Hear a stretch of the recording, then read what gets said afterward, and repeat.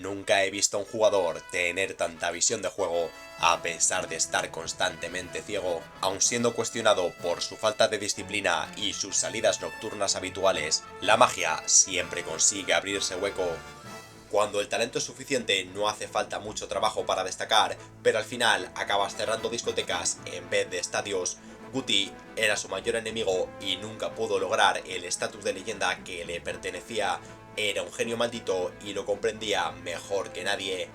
Se tatuó un ángel junto con el 666 para ilustrar la dualidad de las personas, pero él representaba mucho mejor ese concepto. El jugador capaz de dar una rueda de prensa polémica digna de abrir todos los telediarios y de dar una asistencia de tacón imposible de imaginar solo unos días después. El ángel y el demonio no eran solo un tatuaje, eran su día a día. El Guti que pudo ser y el Guti que acababa la noche del martes en un reservado. Moriremos sin saber cuál era el límite de su talento, un talento que en un vestuario lleno de estrellas logró brillar con luz propia. Los primeros destellos llegaron desde muy joven, creció jugando al fútbol en las calles de Torrejón y con tan solo 9 años llegó a la cantera del Madrid. Debutó en el primer equipo de la mano de Valdano en el año 95 durante una victoria 4-1 contra el Sevilla. Su explosión llegó gracias a Vicente del Bosque. Con un nuevo técnico empezó a verse cada vez más a menudo entre los 11 titulares y empezó a reflejar con cifras su juego. Una temporada donde conseguiría la segunda de sus 3 Champions, pero se perdió la final por culpa de una lesión. Por suerte tenía mucha carrera por delante. La temporada siguiente demostraría que es capaz de adaptarse a muchas posiciones. Una lesión de Morientes le desplazó al puesto de delantero, donde anotó 14 goles en una campaña que acabaría con su segundo título de liga. Su carrera estaba en un auge constante y el canterano estaba listo para convertirse en un líder del vestuario. Su sueño de la infancia se estaba cumpliendo, iba a ser una de las leyendas del Real Madrid. Pero llegó Zidane. Esa relevancia que le pertenecía le fue arrebatada de las manos. En 2002 llegaron a la final de Champions, esa final que le debía el destino, la que se había perdido por una lesión. La final de la volea de Zidane y en la que Guti no jugó por decisión técnica. Era la tercera final de Champions que ganaba y la tercera en la que no disputó ni un solo minuto. Se llevó el premio de consolación anotando en la victoria de la Supercopa de Europa contra el Feyenoord. En las discotecas madrileñas no se hablaba de la volea de Zidane, se hablaba del gol de Guti contra el Feyenoord. La gota colmó el vaso de Bifitter cuando David Beckham llegó al Real Madrid al tiempo que se marchaba del Bosque, el entrenador que apostó por él. Nuevo entrenador, nueva posición. Su nueva ubicación en la constelación de los Galácticos era la posición de pivote. Compartió doble pivote con el inglés hasta la llegada de Thomas Gravesen. El ogro apartó al príncipe y se vio forzado nuevamente a adaptarse.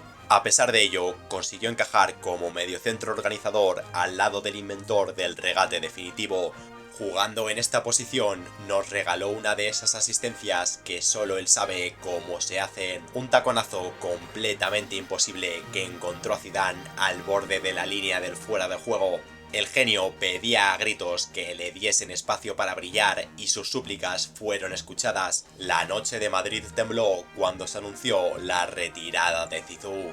Guti por fin volvió al rol de media punta y demostró de lo que era capaz. Ese año ganaron la Liga de las Remontadas gracias a un papel clave de Guti. El éxito continuó con otra campaña levantando el trofeo liguero y consiguiendo completar una de sus mejores temporadas, siendo el máximo asistente de la liga.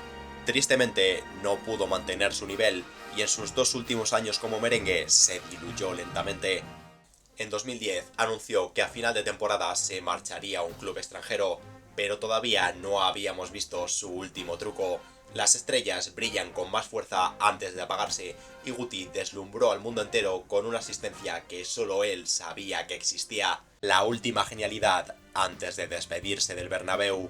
Se encontraba mano a mano contra el portero cuando dio un pase hacia atrás que parecía completamente imposible de ver. Acababa de regalarnos el tacón de Dios. A diferencia de sus salidas nocturnas, esa acabó siendo verdaderamente la última y a final de temporada se marchó rumbo a Turquía para fichar por el Beşiktaş. Una temporada y media sin pena ni gloria en el país de los implantes capilares selló la carrera del genio de Torrejón, un genio que será más recordado por sus sombras que por sus luces. Largas noches en discotecas que acababan en vídeos filtrados a la prensa rosa, entrevistas en las que la periodista no paraba de halagarle por su físico, contratos millonarios pagados por el Tito Floren, un jugador que desde muy joven lo tenía todo. En una entrevista para el informe Robinson reconoce que le hubiese gustado haber madurado antes. Nadie te prepara para ser guapo, rico y millonario. ¿Hay fútbol para Gutiérrez después del Real Madrid? Yo espero que no, pero nunca se sabe. O sea, y a mí me gustaría acabar en el Real Madrid. Lo que pasa que, bueno, ya sabemos cómo es el fútbol, ¿no? De caprichoso y de olvidadizo, ¿no? Porque en un momento determinado eres un gran jugador y todo el mundo te quiere, todo el mundo te ama y al año siguiente el club no cuenta contigo, ¿no? Me gustaría poder acabar mi contrato en el Real Madrid. También es cierto que me gustaría jugar en otro equipo, el poder disfrutar de otra cultura, poder disfrutar de otra liga y poder disfrutar de otros compañeros, ¿no? Pero me encantaría poder acabar en el 2011 en el Real Madrid, ¿no? No existe ninguna escuela que te enseñe a soportar las críticas del Bernabéu. Sin embargo, había jugadores a su alrededor que pasaban por lo mismo. Es más probable ser hijo de Roberto Carlos que ganar la lotería, y sin embargo el brasileño será recordado como el mejor lateral izquierdo de la historia. José María Gutiérrez se definía como un tipo con mucho carácter.